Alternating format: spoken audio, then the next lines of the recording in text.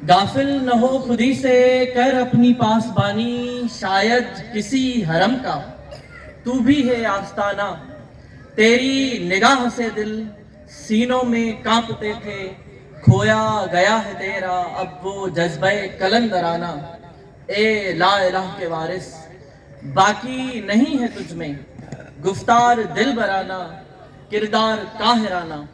ये बंदगी गदाई माण्हुनि जी बंदगी गदाई आहे, फ़क़ीरी आहे, बेकार क़िस्म जी शइ आहे। वो बंदगी खुदाई ख़ालिक़ काइनात जी बंदगी करण खां पोइ ही पूरी खुदाई जेका आहे तव्हांजे क़दमनि में अची वेंदी आहे। मौलाना मोहम्मद अली जौहर जो शेर आहे न, त जब मेरी मर्जी हुई तेरी मर्जी में गुम, तो बंदगी में ही मिले हमको खुदाई के मज़े।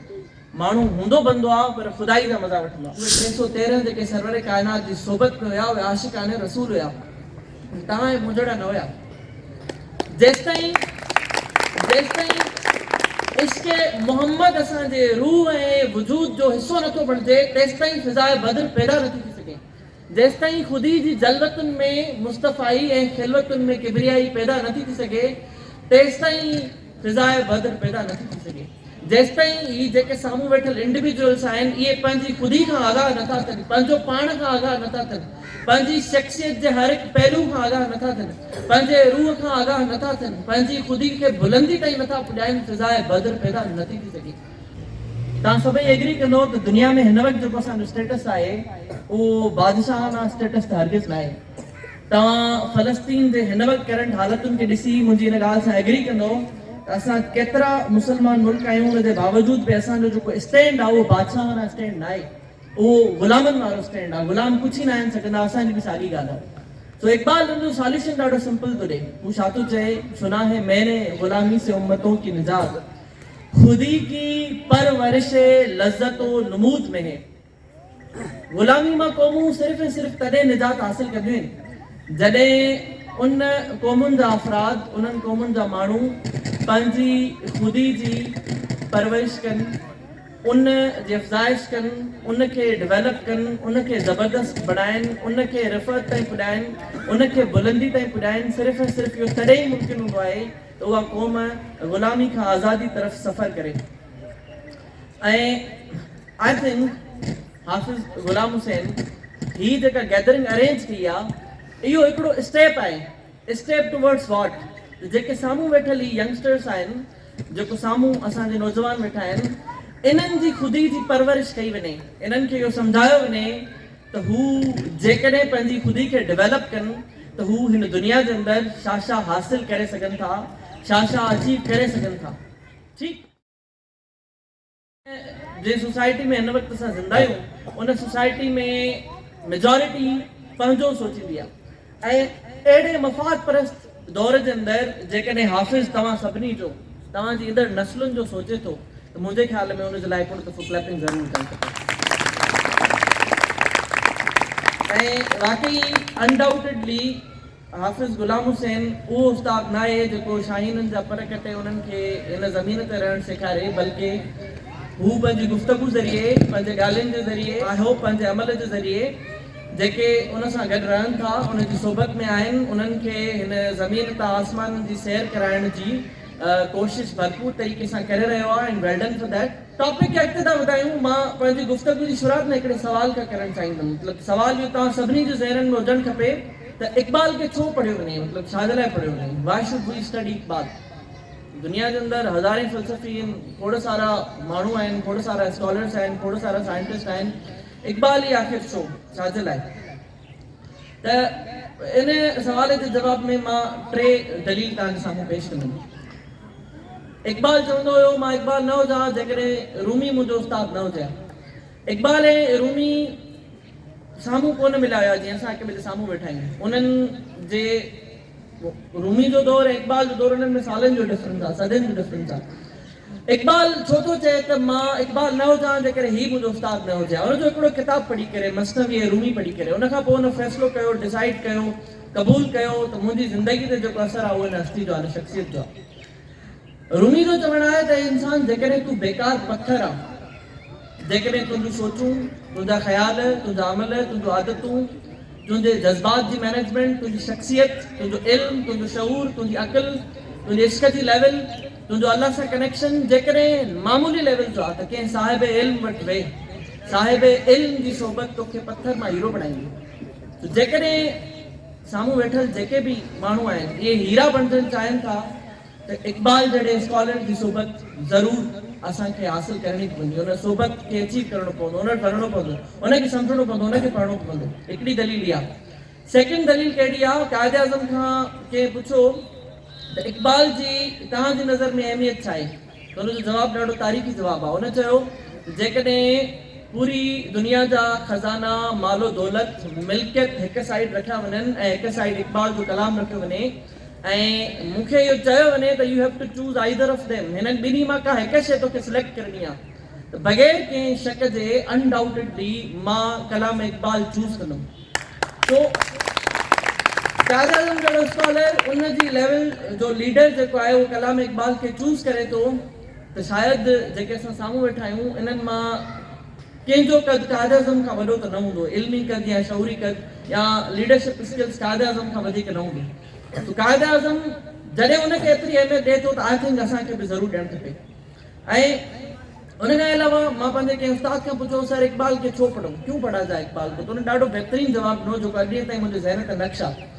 ही सेड जेकॾहिं तव्हां इल्म जी दुनिया में ऊंदाही में मुब्तला आहियो, जेकॾहिं तव्हां इल्मु हासिल नाहे कयो, अञा निंड में मुब्तला आहियो, त इक़बाल खे जॾहिं तव्हां पढ़ंदव त तव्हां निंड मां जागी पवंदो। जेकॾहिं निंड मां जागियल आहियो, जेकॾहिं तव्हां निंड मां जागियल आहियो त तव्हां उथी वेहंदो, ऐं जेकॾहिं तव्हां उथी वेठा आहियो त तव्हां घुमणु शुरू कंदव। जेकॾहिं तव्हां घुमण जी स्टेज में आहियो त तव्हांखे इक़बाल भॼणु सेखारींदो, रनिंग करणु सेखारींदो इल्म जी दुनिया जे अंदरि। ऐं जेकॾहिं तव्हां रनिंग वारी स्टेज में आहियो त तव्हांखे इक़बाल आसमाननि जी सैर कराईंदो, इक़बाल तव्हांखे आसमाननि जूं बुलंदियूं अता कंदो। मतिलबु तव्हांजे शऊर जी लेवल खे, अकुल जी लेवल खे नंढी लेवल खां वॾी लेवल ताईं इक़बाल पुॼाए छॾींदो, नो डाउट, अनडाउटेडली पुॼाए छॾींदो। इक़बाल मशहूर छा जे लाइ आहे? Why is he so popular or so famous? He is famous, he is popular just because of his concept of खुदी। तव्हां इहो शेर सभिनी खे यादि हूंदो मुंहिंजे ख़्याल में, जो खुदी को कर बुलंद इतना, इहो ई शेर असां हिकिड़ो यादि कंदा आहियूं इक़बाल जो, मां पढ़ा नथो पूरो, तव्हां सभिनी खे यादि हूंदो। तो खुदी खे बुलंद करण जी इक़बाल त ॻाल्हि करे थो, उन खां पोइ सभु कुझु असांखे मिली वेंदो। खुदी खे बुलंद कजे कीअं? खुदी आहे छा? व्हाट इज़ खुदी? खुदी छा आहे? हिन सवाल जो जवाबु ज़रूरी आहे। इन सवाल ते डिस्कशन तमामु घणी ज़रूरी आहे। इक़बाल पाण ई हुनजो जवाबु ॾिए थो त खुदी वो बहर है जिसका कोई किनारा नहीं, खुदी उहो समुंड आहे जेको बेकिनार समुंड आहे। हाणे तव्हांजे अंदरि वरी समुंड कान आयो, हुनजी डेवलपमेंट कीअं थींदी? That's the question. खुदी इंसान जे सोचुनि, इंसान जे ख़्यालनि जो, इंसान जे रूहानी ताक़तुनि जो नालो आहे। ऐं हिनखे कीअं डेवलप कबो, इनखे कीअं ग्रो कबो, इनखे कीअं बहितर बणाइबो, इनखे कीअं बुलंदी ॾिबी, इन जो जवाबु इक़बाल पंहिंजी शाइरी जे अंदरि ॾिए थो ऐं उहो हाफ़िज़ साहब जे शेर सां ई रिलेट थो करे। इक़बाल फरमाए थो त अगरि तव्हां सिर्फ़ु ॿ शयूं कयो त तव्हांजी खुदी डेवलप थी वेंदी। सिर्फ़ु ॿ शयूं करणियूं आहिनि। पहिरीं ॻाल्हि छा थो चए? वो तो चाहे खुदी की जलवतों में मुस्तफ़ाई। पहिरियों कमु इहो कयो त तव्हांजी शख़्सियत, तव्हांजी पर्सनैलिटी, तव्हांजी सेल्फ जॾहिं जलवत में हुजे। लफ़्ज़ छा इस्तेमालु कयो मां? जलवत। जलवत मतिलबु कंपनी, माण्हुनि जो ग्रुप, माण्हुनि सां गॾु हुजणु।